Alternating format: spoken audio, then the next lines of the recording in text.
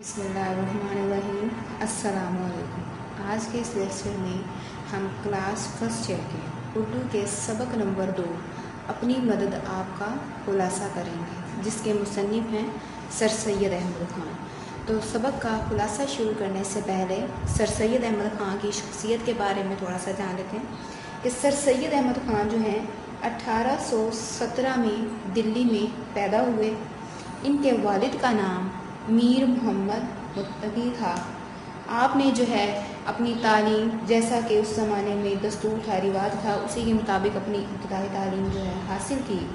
और उसके बाद जो है आपका सबसे बड़ा कारनामा जो है वो है मुसलमानों को तालीम की तरफ राग़िब करना, यानी मुसलमानों को जदीद तालीम के हसूल की तरफ राग़िब करना, उन्हें अंग्रेज़ों के जो है ग़ज़ो गज़ब से बचाना, और तीसरा अलीगढ़ कॉलेज जैसा इदारा कायम करना, इदारा बनाना। और इसी क्योंकि ये इनका सबसे बड़ा कारनामा है कि एक उनको तालीम की तरफ राग़िब करना, दूसरा उनको उनके गज़ब से बचाना, और तीसरा अलीगढ़ कॉलेज का क़याम। क्योंकि अलीगढ़ कॉलेज के क़याम का से मतलब ये फ़ायदा हुआ कि उसी से फ़ारिग़ तहसील होने वाले बहुत से लोगों ने जो है आखिरकार आगे चलकर तहरीक पाकिस्तान को चलाया और मुसलमानों को आज़ादी मिली उसी इदारे की वजह से। उसी से निकलने वाले जो तलबा थे, जो तालीम हासिल करने वाले थे, उन्हीं ने जो है इस तहरीक को आगे बढ़ाया और मुसलमानों को आज़ादी दिलाई। तो आपने जो है उर्दू पर भी एक बहुत बड़ा एहसान किया है। तो आपका अंदाज़े बयां जो है वो बहुत ही सादा और आसान है। मतलब आपने उर्दू ज़ुबान में सादगी के साथ जो है उर्दू को वसअत उसमें पैदा कर ली है, और इंशाइया को जो है रिवाज दिया। ये आपका एक उर्दू पर एहसान है। तो आपने जो अंदाज़े बयान था बिल्कुल सादा और आसान किस्म का आपका अंदाज़े बयान था। आपने जो है कम बेश 30 से ज़्यादा जो हैं किताबें लिखी हैं, जिनमें से जो ज़्यादा अहम हैं उनमें अहम तसानीफ़ हैं वो हैं असारुल सनादीद, रिसाला असबाब बगावत हिंद, तबय्युनुल कलाम और खुतबात अहमदिया और तफसीर कुरान।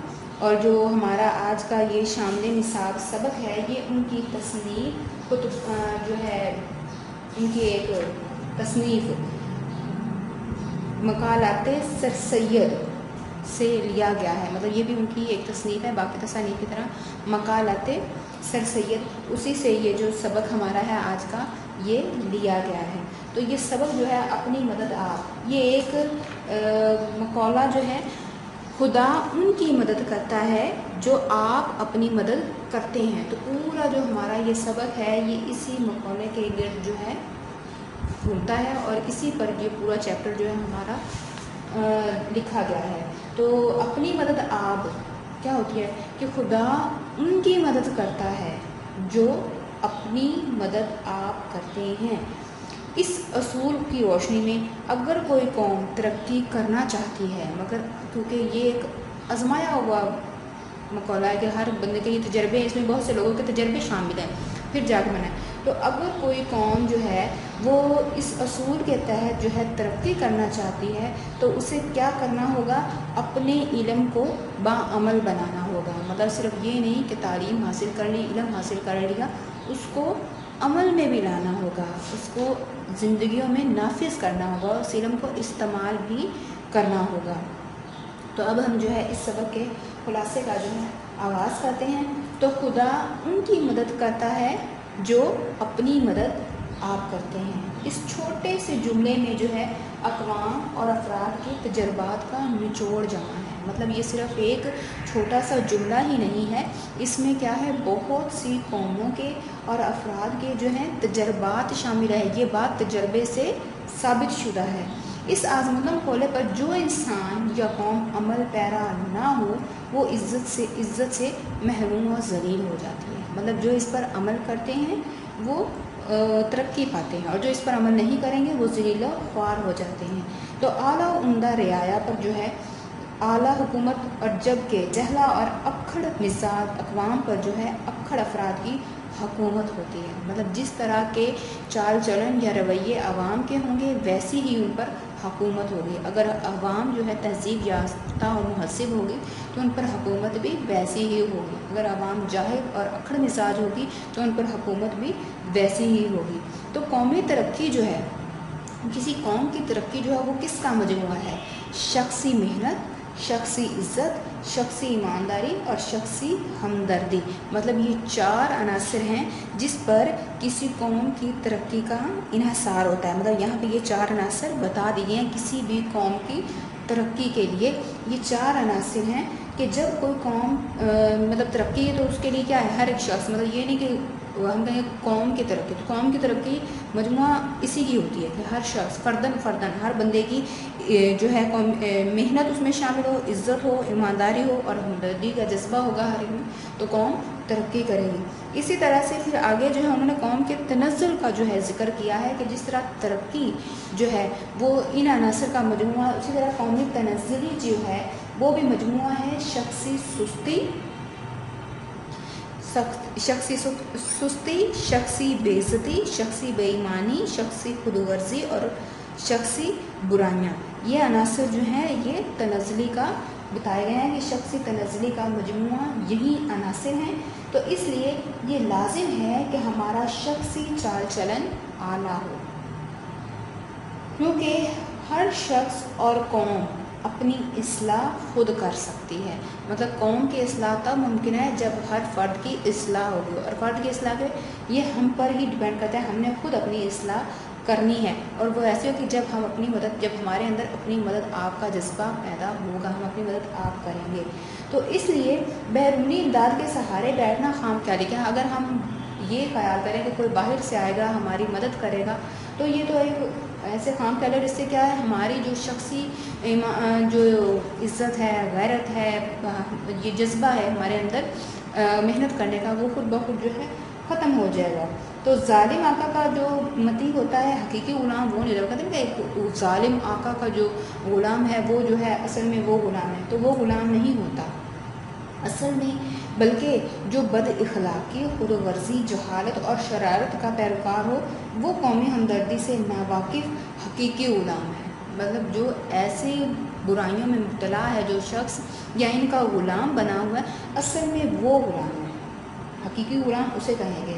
تو ہم اپنی مدد آپ کے بجائے کسی خضر نما شخصیت کے منتظر رہتے ہیں کہ جو آئے اور ہماری مدد کرے, ہماری رہنمائی کرے. یہ اس طرح جو ہے ہم ان کے منتظر رہتے ہیں, جو کہ بہت ہی غلط ہے.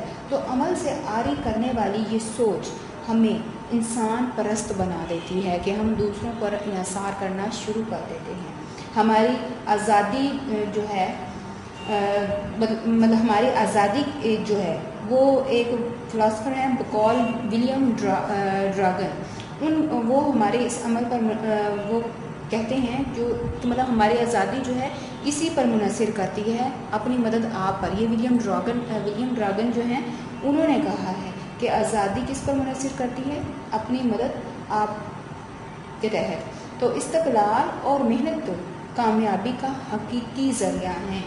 تو دلی ولولے اور خلوص کے ساتھ اگر ہم اپنے اعمال انجام دیں تو ایک عمدہ قوم کی مانند جو ہے آرام اور خوشی اور آزادی جو ہے ہم حاصل کر سکتے ہیں اگر ہم اس پر عمل پیرا ہو جائیں. تو انسانوں کی موجودہ ترقی یافتہ حالت جو ہے نسل در نسل جو ہے مسلسل کاموں کی وجہ سے ہے. تو لیکن افسوس کہ ہماری قوم نے اپنی نااہلی اور نکمے پن کی وجہ سے اپنے بزرگوں کی محنت سے حاصل کی گئی جائیداد کو گنوا دیا. مطلب یہ جو ہمارے سامنے اپنی مدد آپ کا مقولہ ہے, یہ جو مسلمانوں کی ترقی ہے, یہ سب کیا ہے ہمارے بزرگوں کی ہوئی محنت ہے, لیکن ہم نے کیا کیا اپنے نکمے پن سے اس کو گنوا دیا ہے. تو دوسروں کی زندگی, سلوک اور چال چلن پر نہایت زبردست اثر پیدا کرنے کی صلاحیت شخصی چال چلن میں پوشیدہ ہے. مطلب شخصی چال چلن کا نتیجہ کیا ہوگا, یہ اصل علم وہی ہے کہ جس سے ہم دوسروں کو بھی متاثر کریں, دوسروں کو جو ہے عمل پر ابھاریں, محنت کی عظمت کا درس دیں.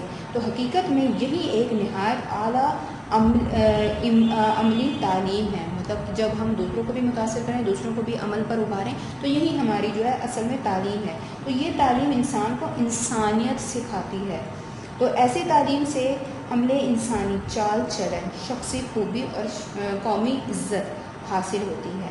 یہی علم وہ علم ہے جو انسان کو فرض شناس، حقوق کی ادائیگی، معاملات زندگی انجام دینے اور اپنی عاقبت سنوارنے کے قابل بناتا ہے۔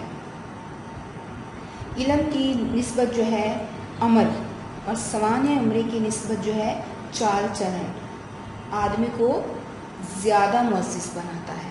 مطلب یہ نہیں کہ سوانح لکھے جو آپ کے کارنامے ہوں گے، جیسے آپ نے کارنامے سر انجام دیں گے تو وہیں آپ کے سوانح، وہیں آپ کی جو ہے یادگار بنے رہیں گے۔ مطلب اس کے لیے پھر آپ کو کوئی یادگار بنانے کی، کرنے کی چھوڑنے، آپ کے جو اعمال ہیں وہیں آپ کو دنیا میں یا باقی لوگوں میں ہمیشہ زندہ رہیں گے۔ تو علم وہی ہے جس پر عمل بھی ہو۔